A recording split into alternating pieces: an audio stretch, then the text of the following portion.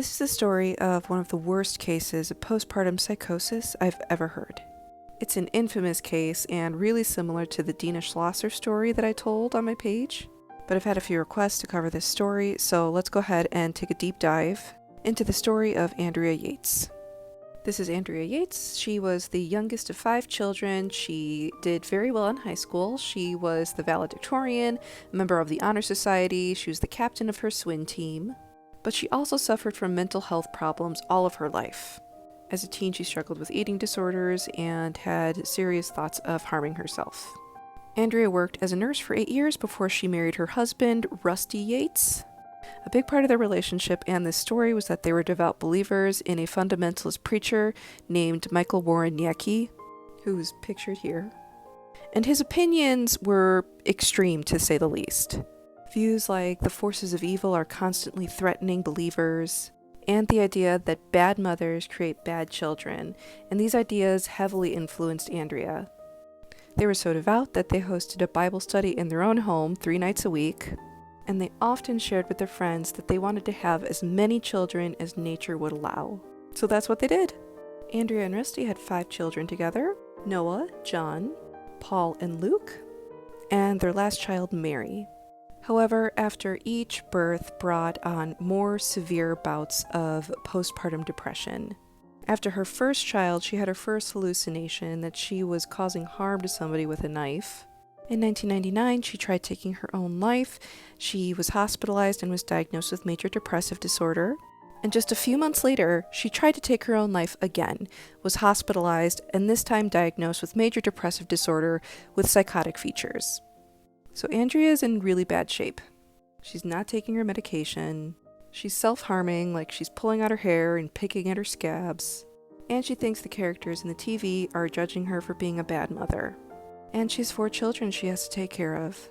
Doctors warned her that another pregnancy puts her at serious risk for giving her another depressive psychotic episode. But they felt it was their religious duty to have as many kids as possible, so they did go against medical advice, and they wound up having their daughter Mary, who's pictured down here. Unfortunately, the doctor's premonitions were correct, and it sent her into a very serious state of postpartum psychosis. And shortly after this, Andrea's father died, which pretty much rendered her catatonic, and was hospitalized again in 2001. Which brings us to the morning of June 20th, 2001, where something catastrophic happens, which I will dive into in part 2. This is part 2 of the story of Andrea Yates, one of the worst cases of postpartum psychosis I've ever heard. Go ahead and watch part 1 to catch up.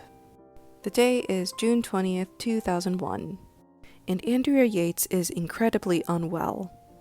The recent birth of her 5th child put her into a deep state of postpartum depression, and her father has recently died. That morning started out like every other morning. He knew his wife was unwell, but he thought she would be fine because his mother was due to come and relieve her of her duties only an hour later. So he left to go to his job, which was a NASA engineer at the time, and that would be the last time he ever saw his children. Andrea then fixed her children all cereal breakfasts, and she went upstairs and filled a bathtub full of water. She started with Mary. She took her upstairs to the bathtub, held her under the water until she passed away. And then she did the same thing with all of her children, from youngest to oldest. Allegedly, the oldest, Noah, saw Mary and became terrified and tried running away, but Andrea was unfortunately able to catch him, and he did not survive. Andrea arranged their bodies on a bed and covered them, and then called 911 and her husband and told them what she had done. Police and her husband arrive, and it's a scene of nightmares. She was taken in, and people were absolutely dumbfounded. When asked why she did this, she said that her children were disrespectful, they wouldn't obey, and they were marked by Satan and were destined to go to hell. They were essentially marked by Satan, and the only way to save them was to take their lives. Texas originally sought the death penalty, and she was found mentally competent to stand trial. Both the prosecution and the defense agreed that she was mentally ill, but the argument was whether or not she was sane or not. She was found guilty on 2 counts of capital murder. She was sentenced to life in prison with parole after 40 years. and she continued to have hallucinations in prison of satanic teddy bears and ducks. In 2004, her and Rusty get divorced, and then in 2006, her conviction is actually overturned. Apparently, one of the psychiatrists gave some really bogus testimony that unfairly influenced the jury. I guess he said that, she based her crimes off of a Law and Order episode, but it turned out the Law and Order episode hadn't even been released when it happened, so it was completely bogus.